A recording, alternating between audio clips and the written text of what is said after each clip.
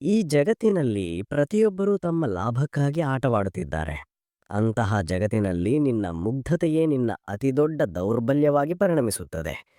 ನೀನು ಹೃದಯದಿಂದ ಶುದ್ಧನಿದ್ಯಾ, ಯಾರಿಗೂ ಕೆಡುಕು ಯೋಚಿಸುವುದಿಲ್ಲ. ಇದೇ ಕಾರಣಕ್ಕೆ ಜನರು ನಿನ್ನನ್ನು ಬಳಸಿಕೊಂಡು ಹೋಗುತ್ತಾರೆ. ಆದರೆ ಈಗ ಬದಲಾವಣೆಯ ಸಮಯ ಬಂದಿದೆ. ನಿನ್ನ ಮುಗ್ಧತೆಯನ್ನು ಶಕ್ತಿಯಾಗಿ ಪರಿವರ್ತಿಸುವ ಸಮಯ. ಇಂದು ನಾವು ನಿನಗೆ ಹೇಳುತ್ತೇವೆ, ಮುಗ್ಧತೆಯಿಂದ ಹೊರಬಂದು ಚಾಲಾಕಿಯ ದಾರಿಯಲ್ಲಿ ಹೇಗೆ ನಡೆಯಬೇಕೆಂದು.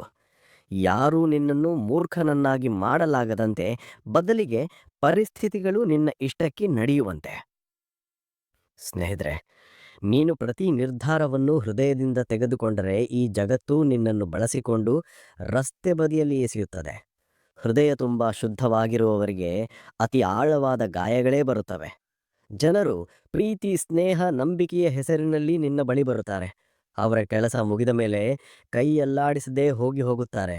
ನೆನಪಿಡು, ಈ ಜಗತ್ತು ಭಾವನೆಗಳಿಂದ ನಡೆಯುವುದಿಲ್ಲ, ಬುದ್ಧಿಯಿಂದ ನಡೆಯುತ್ತದೆ. ನಿನ್ನ ಭಾವನೆಗಳನ್ನು ನಿಯಂತ್ರಿಸಲು ಕಲಿಯಬೇಕು. ಇಲ್ಲದಿದ್ದರೆ ಪ್ರತಿ ಚಾಲಾಕ ವ್ಯಕ್ತಿಯು ನಿನ್ನನ್ನು ಪದೇ ಪದೇ ಮೂರ್ಖನನ್ನಾಗಿ ಮಾಡುತ್ತಾನೆ. ಯಾರ ಮೇಲಾದರೂ ನಂಬಿಕೆ ಇಡುವ ಮೊದಲು ಯೋಚಿಸು, ಈ ವ್ಯಕ್ತಿ ನಿಜವಾಗಲೂ ನನ್ನವನೇ ಅಥವಾ ಕೇವಲ ತನ್ನ ಕೆಲಸಕ್ಕಾಗಿ ನನ್ನನ್ನು ಬಳಸಿಕೊಳ್ಳುತ್ತಿದ್ದಾನೆಯೇ? ಹೃದಯವನ್ನು ದೊಡ್ಡದಾಗಿಟ್ಟುಕೋ, ಆದರೆ ಬುದ್ಧಿಯನ್ನು ಅದಕ್ಕಿಂತಲೂ ದೊಡ್ಡದಾಗಿಟ್ಟುಕೋ. ಏಕೆಂದರೆ ನೀನು ನಿನ್ನ ಬುದ್ಧಿಯನ್ನು ಮುಚ್ಚಿಟ್ಟರೆ ಒಂದು ದಿನ ನಿನ್ನ ಮೇಲೆ ನೀನೇ ನಂಬಿಕೆ ಕಳೆದುಕೊಳ್ಳುತ್ತೀಯ. ಈಗ 10 ನಿಯಮಗಳ ಬಗ್ಗೆ ಮಾತಾಡೋಣ. ನಿಯಮ 1: ದೌರ್ಬಲ್ಯ ತೋರಿಸಬೇಡ, ಇಲ್ಲದಿದ್ದರೆ ಜನರು ನಿನ್ನನ್ನು ಒಡೆದು ತಿನ್ನುತ್ತಾರೆ. ಕೇಳುರೆ, ಈ ಜಗತ್ತು ಕಾಡು. ಇಲ್ಲಿ ಕೇವಲ 2 ಬಗೆಯ ಜನರಿದ್ದಾರೆ, ಬೇಟೆಗಾರ ಮತ್ತು ಬೇಟೆ. ನೀನು ನಿನ್ನ ದೌರ್ಬಲ್ಯವನ್ನು ಜಗತ್ತಿಗೆ ತೋರಿಸಿದರೆ ನೀನೇ ನಿನ್ನ ಗಂಟಲಿಗೆ ನನ್ನನ್ನು ತಿನ್ನಿ ಎಂಬ ಬೋರ್ಡ್ ಹಾಕಿಕೊಂಡಂತೆ. ಜನರು ನಿನ್ನ ಶುದ್ಧ ಹೃದಯವನ್ನು ನೋಡುವುದಿಲ್ಲ, ನಿನ್ನ ಸತ್ಯ ಉದ್ದೇಶವನ್ನು ಅರ್ಥ ಮಾಡಿಕೊಳ್ಳುವುದಿಲ್ಲ. ಅವರಿಗೆ ಬೇಕಿರುವುದು ಸುಲಭ ಬೇಟೆ ಮಾತ್ರ. ನೀನು ನಿನ್ನ ನೋವುಗಳನ್ನು ಎಲ್ಲರಿಗೂ ಹೇಳಿಕೊಟ್ಟರೆ 90% ಜನರು ಕೇವಲ ಕಿವಿಗೊಡುಗೆ ಮಾಡುತ್ತಾರೆ, ಸಹಾಯ ಮಾಡುವುದಿಲ್ಲ. ಉಳಿದ 10% ನಿನ್ನ ನೋವನ್ನೇ ಆಯುಧವಾಗಿಟ್ಟುಕೊಂಡು ನಿನ್ನನ್ನು ಕೆಳಗೆ ಎಳೆಯುವ ಅವಕಾಶ ಹುಡುಕುತ್ತಾರೆ. ಸಮಯ ಬಂದಾಗ ಅವರೇ ನಿನ್ನನ್ನು ಬಳಸಿಕೊಂಡು ಬೀದಿಯ ಕಸದಂತೆ ಎಸೆಯುತ್ತಾರೆ. ಆದ್ದರಿಂದ ನಿನ್ನ ದೌರ್ಬಲ್ಯವನ್ನು ನಿನ್ನ ಗುಪ್ತ ಡಾಲಾಗಿ, ಖಡ್ಗವಾಗಿ ಮಾಡಿಕೊ. ಅದನ್ನು ಒಳಗೆ ಎದೆಯಲ್ಲಿ ಬಂಧಿಸಿಟ್ಟುಕೋ. ಜಗತ್ತಿಗೆ ಕೇವಲ ನಿನ್ನ ಶಕ್ತಿಯನ್ನೇ ತೋರಿಸು. ಗೆಲ್ಲಬೇಕಾದರೆ ಯಾರಿಗೂ ತಿಳಿಯದಂತೆ ನಿನ್ನ ದುರ್ಬಲ ನಾಡಿ ಇದೆ ಎಂದು ತೋರಿಸಬೇಡ. ನಿಯಮ 2: ಸ್ವತಃ ಗೌರವ ಕೊಡು, ಇಲ್ಲದಿದ್ದರೆ ಜನರು ನಿನ್ನನ್ನು ಕಾಲಿನಡಿ ತುಳಿಯುತ್ತಾರೆ. ನೀನು ಒಳ್ಳೆಯವನು, ಶ್ರಮಿಕ, ಹೃದಯ ಶುದ್ಧ ಎಂದು ಜನರು ನಿನ್ನನ್ನು ಗೌರವಿಸುತ್ತಾರೆ ಎಂದು ಭಾವಿಸಬೇಡ. ಇಲ್ಲರೆ ನೀನು ನಿನಗೆ ಗೌರವ ಕೊಡದಿದ್ದರೆ ಜಗತ್ತು ನಿನ್ನನ್ನು ಫುಟ್ಪಾತ್ ಆಗಿ ಮಾಡಿ ಎಲ್ಲರೂ ತಮ್ಮ ಕೊಳುಕು ಬೂಟು ಒರೆಸಿಕೊಂಡು ಹೋಗುತ್ತಾರೆ. ಜಗತ್ತಿನ ಅತಿದೊಡ್ಡ ಸತ್ಯ ಇದೆ: ನಿನ್ನ ಗೌರವದ ಆರಂಭ ನೀನೇ. ನೀನು ನಿನ್ನನ್ನು ಕಡಿಮೆ ಎಂದು ಭಾವಿಸಿದರೆ, ನಿನ್ನ ಮೌಲ್ಯ ಕಡಿಮೆ ಮಾಡಿಕೊಂಡರೆ ಜನರು ನಿನ್ನನ್ನು ಮಣ್ಣಿನಲ್ಲಿ ಮಿಶ್ರಣ ಮಾಡುತ್ತಾರೆ. ಆದ್ದರಿಂದ ಜಗತ್ತು ಎಂಬುದು ಎಲ್ಲಿ ಹೋಗಲಿ, ಮೊದಲು ನೀನು ನಿನಗೆ ಗೌರವ ಕೊಡು. ನಿನ್ನ ಮಾತಿನ ಮೇಲೆ ನಿಂತು ನಿನ್ನ ನಿರ್ಧಾರಗಳ ಮೇಲೆ ದೃಢವಾಗಿರು. ನಿನ್ನನ್ನು ಆಟಿಕೆ ಎಂದು ಭಾವಿಸುವವರ ಮುಂದೆ ಬೊಗ್ಗಬೇಡ. ಈ ಕಾಡಿನಲ್ಲಿ ಕೇವಲ ತಮ್ಮ ಗೌರವವನ್ನು ಯಾವ ಸೌದೆಯಲ್ಲೂ ಮಾರದವರೇ ಬದುಕುತ್ತಾರೆ. ನಿಯಮ 3: ಸರಿಯಾದ ಶಬ್ದ ಸರಿಯಾದ ಸಮಯಕ್ಕೆ, ಇಲ್ಲದಿದ್ದರೆ ನಿನ್ನನ್ನು ಲೆಕ್ಕಕ್ಕೆ ಸೇರಿಸುವುದಿಲ್ಲ. ನೆನಪಿಡು, ಈ ಜಗತ್ತಿನಲ್ಲಿ ಶಬ್ದಗಳು ಕೇವಲ ಗಾಳಿಯಲ್ಲ, ಖಡ್ಗಗಳು. ತಪ್ಪು ಸಮಯದಲ್ಲಿ ಸರಿಯಾದ ಮಾತು ವ್ಯರ್ಥ. ಸರಿಯಾದ ಸಮಯದಲ್ಲಿ ಸರಿಯಾದ ಶಬ್ದ ಅದ್ಭುತ ಮಾಡುತ್ತದೆ. ಜಗತ್ತನ್ನಾಳುವವರು ಶಕ್ತಿಯಿಂದಲ್ಲ, ಬುದ್ಧಿ ಮತ್ತು ಶಬ್ದಗಳ ಆಟದಿಂದ ಆಳುತ್ತಾರೆ. ದೊಡ್ಡ ನಾಯಕರು, ವ್ಯಾಪಾರಿಗಳು, ಗೆಲುವಿನವರು ಎಲ್ಲರೂ ಗೊತ್ತಿರುವುದು ಯಾವಾಗ ಮಾತನಾಡಬೇಕು, ಏನು ಮಾತನಾಡಬೇಕು, ಹೇಗೆ ಮಾತನಾಡಬೇಕೆಂದು. ನೀನು ಯೋಚಿಸದೆ ಬಕಬಕ ಮಾಡುತ್ತಿದ್ದರೆ ಜನರು ನಿನ್ನನ್ನು ತಮಾಷೆ ಎಂದು ಭಾವಿಸುತ್ತಾರೆ. ಆದರೆ ನೀನು ಕಡಿಮೆ ಮಾತನಾಡಿ, ಯೋಚಿಸಿ ಮಾತನಾಡಿ, ಪ್ರತಿ ಶಬ್ದದಲ್ಲೂ ತೂಕವಿಟ್ಟರೆ ಜನರು ಮೌನವಾಗಿ ನಿನ್ನ ಮಾತಿಗಾಗಿ ಕಾಯುತ್ತಾರೆ. ನಿನ್ನ ನಾಲಿಗೆ ನಿನ್ನ ಗನ್, ನಿನ್ನ ಶಬ್ದಗಳು ಅದರ ಗುಂಡುಗಳು. ಈ ಜಗತ್ತಿನಲ್ಲಿ ಜಾದೂ ಕೇವಲ ಅವರ ಬಳಿ ಇದೆ. ಅವರು ಮಾತನಾಡುವುದಿಲ್ಲ, ಪ್ರಹಾರ ಮಾಡುತ್ತಾರೆ. ನಿಯಮ 5: ಲಾಭ ಇಲ್ಲದಿದ್ದರೆ ಯಾರೂ ನಿನ್ನ ಸ್ವಂತಿಕನಲ್ಲ. ಕೇಳು, ಇದನ್ನು ಎಷ್ಟು ಬೇಗ ಅರ್ಥ ಮಾಡಿಕೊಳ್ಳುತ್ತೀಯೋ ಅಷ್ಟು ಒಳ್ಳೆಯದು. ನಿನ್ನ ಸ್ನೇಹಿತರು, ಸಂಬಂಧಿಕರು ಯಾವುದೇ ಲಾಭವಿಲ್ಲದೆ ನಿನಗೆ ಬೆಂಬಲ ಕೊಡುತ್ತಾರೆ ಎಂದು ಭಾವಿಸಬೇಡ. ಮರೆಯಬೇಡ, ಈ ಜಗತ್ತಿನಲ್ಲಿ ಉಚಿತವಾಗಿ ಏನು ಸಿಗುವುದಿಲ್ಲ. ಎಲ್ಲರೂ ನಿನ್ನೊಡನೆ ಇರುವುದು ನೀನು ಅವರ ಕೆಲಸಕ್ಕೆ ಬರುವವರೆಗೆ ಮಾತ್ರ.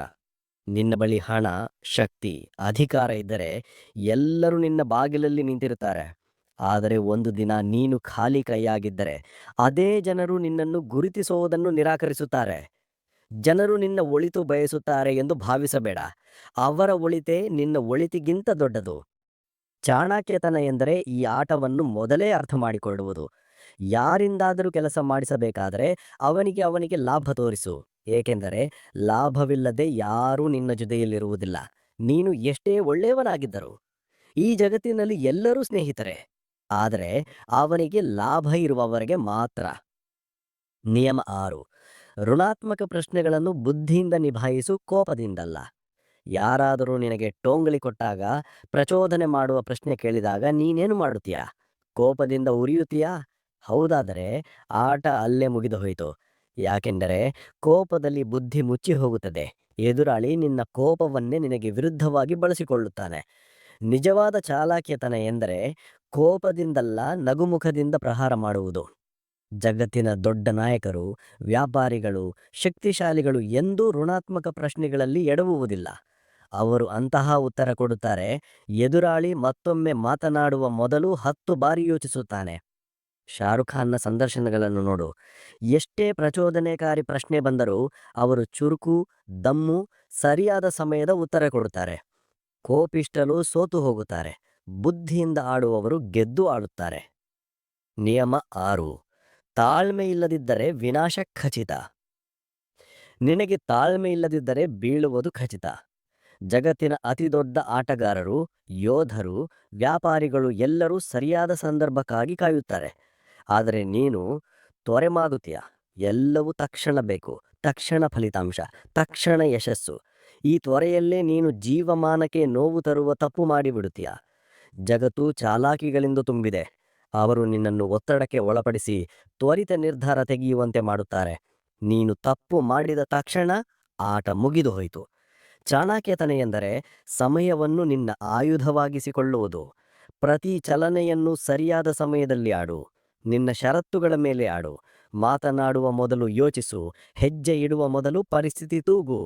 ನಿನ್ನ ನಾಲಿಗೆ ಮತ್ತು ನಿರ್ಧಾರಗಳು ನಿನ್ನ ಆಯುಧಗಳು. ನಿಯಂತ್ರಣದಲ್ಲಿದ್ದರೆ ಮುಂದಕ್ಕೆ ಕೊಂಡು ಹೋಗುತ್ತವೆ, ಆದರೆ ಆಳದಿದ್ದರೆ ಕಂದರಕ್ಕೆ ತಳ್ಳುತ್ತವೆ. ನಿಯಮ 7. ಕಣ್ಣಿಗೆ ಕಣ್ಣನ್ನಿಟ್ಟು ಮಾತನಾಡು. ಯಾರೊಡನೆ ಮಾತನಾಡುತ್ತಿರುವಾಗ ಅವನ ಕಣ್ಣುಗಳಲ್ಲಿ ನೋಡು. ಏಕೆಂದರೆ ಕಣ್ಣಿನ ಸಂಪರ್ಕವೇ ಶಕ್ತಿ ಮತ್ತು ಭಯ ಪರಸ್ಪರ ಎದುರಾಗಿ ನಿಲ್ಲುವ ಸ್ಥಳ. ನೀನು ಕಣ್ಣು ತಪ್ಪಿಸಿದರೆ, ಇತ್ತಿತ್ತ ನೋಡತೊಡಗಿದರೆ ಎದುರಾಳಿಗೆ ಒಂದೇ ಸಂದೇಶ: ನೀನು ದುರ್ಬಲ. ಜಗತ್ತು ಕೇವಲ ತಮ್ಮನ್ನು ಗಂಭೀರವಾಗಿ ತೆಗೆದುಕೊಳ್ಳುವವರನ್ನೇ ಗಂಭೀರವಾಗಿ ಪರಿಗಣಿಸುತ್ತದೆ. ಕಣ್ಣುಗಳನ್ನು ಜೋಡಿಸಿ ಮಾತನಾಡಿದರೆ ಎದುರಾಳಿಗೆ ನಿನ್ನನ್ನು ಹಗುವಾಗಿ ತೆಗೆದುಕೊಳ್ಳುವ ಧೈರ್ಯವೇ ಬರುವುದಿಲ್ಲ. ಆದರೆ ಕಣ್ಣು ತಗ್ಗಿಸಿದರೆ ನೀನೇ ನಿನ್ನ ಮಾತಿನ ಮೇಲೆ ನಂಬಿಕೆ ಇಲ್ಲ ಎಂದು ಸಾಬೀತಾಗುತ್ತದೆ. ನಾಯಕರು, ವ್ಯಾಪಾರಿಗಳು, ಬಾಕ್ಸರ್ಗಳು ಎಲ್ಲರೂ ಕಣ್ಣಿನ ಸಂಪರ್ಕದಿಂದ ತಮ್ಮ ಶಕ್ತಿಯನ್ನು ತೋರಿಸುತ್ತಾರೆ. ಮುಂದಿನ ಬಾರಿ ಯಾರೊಡನೆ ಮಾತನಾಡುವಾಗ ಅವನ ಕಣ್ಣುಗಳಲ್ಲಿ ನೋಡಿ, ನಿನ್ನ ನೋಟದಿಂದಲೇ ಹೇಳಿ, ನಾನು ಹಗುವಲ್ಲ, ಎಚ್ಚರಿಕೆ. ನಿಯಮ 8. ನಿರ್ಲಜ್ಜ ಮತ್ತು ಗುರಿಯಿಲ್ಲದ ಜನರಿಂದ ದೂರ ಇರು. ನೀನು ಕನಸು ಇಲ್ಲದ, ದಿಕ್ಕಿಲ್ಲದ ಜನರೊಡನೆ ಸುತ್ತಾಡುತ್ತಿದ್ದರೆ ನೀನೇ ನಿನ್ನ ನಾಶಕ್ಕೆ ಏರ್ಪಾಟು ಮಾಡಿಕೊಳ್ಳುತ್ತಿದ್ದೀಯಾ? ಈ ಜಗತ್ತಿನಲ್ಲಿ ನಿನ್ನ ಚಲನೆಯನ್ನು ನಿನ್ನೊಡನೆ ನಡೆಯುವವರೇ ನಿರ್ಧರಿಸುತ್ತಾರೆ. ಸಿಂಹಗಳ ಗುಂಪಿನಲ್ಲಿದ್ದರೆ ಬೇಟೆ ಮಾಡಲು ಕಲಿಯುತ್ತೀಯಾ? ಆದರೆ ಗಾಡಿದೆಗಳ ನಡುವೆ ಸಿಕ್ಕಿಹಾಕಿಕೊಂಡರೆ ಕೇವಲ ಒದೆಗಳನ್ನೇ ತಿನ್ನುತ್ತೀಯಾ? ನಿನ್ನ ಸಹವಾಸ ನಿನ್ನ ಭವಿಷ್ಯವನ್ನು ಬರೆಯುತ್ತದೆ. ಆದ್ದರಿಂದ ನಿನ್ನ ಸುತ್ತಲೂ ಕೇವಲ ಉರಿಯುತ್ತಿರುವ, ತಮ್ಮ ಕನಸುಗಳಿಗಾಗಿ ಹುಚ್ಚರಾದ, ಮುಂದೆ ಹೋಗಬೇಕೆಂದು ಬಯಸುವ ಜನರನ್ನೇ ಇಟ್ಟುಕೋ. ಇಲ್ಲದಿದ್ದರೆ ಈ ಜಗತ್ತು ನಿನ್ನನ್ನೂ ನಾಶ ಮಾಡುತ್ತದೆ. ನಿನಗೆ ಗೊತ್ತೇ ಇಲ್ಲದೆ ನಿನ್ನ ಕನಸು ಯಾವಾಗ ಸತ್ತು ಹೋಯಿತು ಎಂದು. ನಿಯಮ 9. ಒಳ್ಳೆಯ ಮನುಷ್ಯನಾಗಿರುವುದು ಮಾತ್ರ ಸಾಲದು. ನೀನು ಪ್ರಾಮಾಣಿಕ, ಯಾರಿಗೂ ತೊಂದರೆ ಕೊಡದವನಾದರೆ ನಿನ್ನನ್ನು ರಕ್ಷಿಸುತ್ತದೆ ಎಂದು ಭಾವಿಸಿದ್ದರೆ ತಪ್ಪು ಮಾಡಿಕೊಂಡಿದ್ದೀಯಾ? ನೇರ ಮರವನ್ನೇ ಮೊದಲು ಕಡಿಯುತ್ತಾರೆ. ಸರಳ ಸಜ್ಜನನನ್ನೇ ಮೊದಲು ಲೂಟಿ ಮಾಡುತ್ತಾರೆ. ನಿನ್ನಲ್ಲಿ ಭಯ, ಹಿಂಜರಿಕೆ ಅಥವಾ ಮುಗ್ಧತೆಯ ವಾಸನೆಯಿದ್ದರೆ ಈ ಜಗತ್ತು ನಿನ್ನನ್ನು ಅಗಿಯುತ್ತದೆ. ಜಗತ್ತು ನಿನ್ನ ಸತ್ಯವನ್ನು ನೋಡುವುದಿಲ್ಲ, ನಿನ್ನ ಇಮೇಜ್ ನೋಡುತ್ತದೆ. ಜನರು ನಿನ್ನನ್ನು ಹಗುರವಾಗಿ ತೆಗೆದುಕೊಳ್ಳುತ್ತಿದ್ದಾರೆ, ಒತ್ತಡ ಹೇರುತ್ತಿದ್ದಾರೆ ಎಂದಾದರೆ ಅವರಿಗೆ ತಿಳಿಯಪಡಿಸು, ನಾನು ಆಟಿಕೆಯಲ್ಲ, ನಾನು ಬೆಂಕಿ. ಒಳ್ಳೆಯವನಾಗಿರುವುದು ತಪ್ಪಲ್ಲ, ಆದರೆ ತಪ್ಪು ಜನರ ಮುಂದೆ ಅಂತಹ ಧೈರ್ಯ ತೋರಿಸು, ಅವರ ಧೈರ್ಯವೇ ಮುರಿಯುವಂತೆ. ಇಲ್ಲದಿದ್ದರೆ ಒಂದು ದಿನ ನೀನೇ ನಿನ್ನ ಮೇಲೆ ದ್ವೇಷ ಮಾಡಿಕೊಳ್ಳುತ್ತೀಯ, ತನ್ನ ಶಕ್ತಿ ತೋರಿಸಲು ಏಕೆ ತಡವಾಗಿ ಎಂದು. ಈ ನಿಯಮಗಳನ್ನು ಜೀವನದಲ್ಲಿ ಅಳವಡಿಸಿಕೊಳ್ಳಲು ಸಿದ್ಧನಿದ್ದೀಯಾ?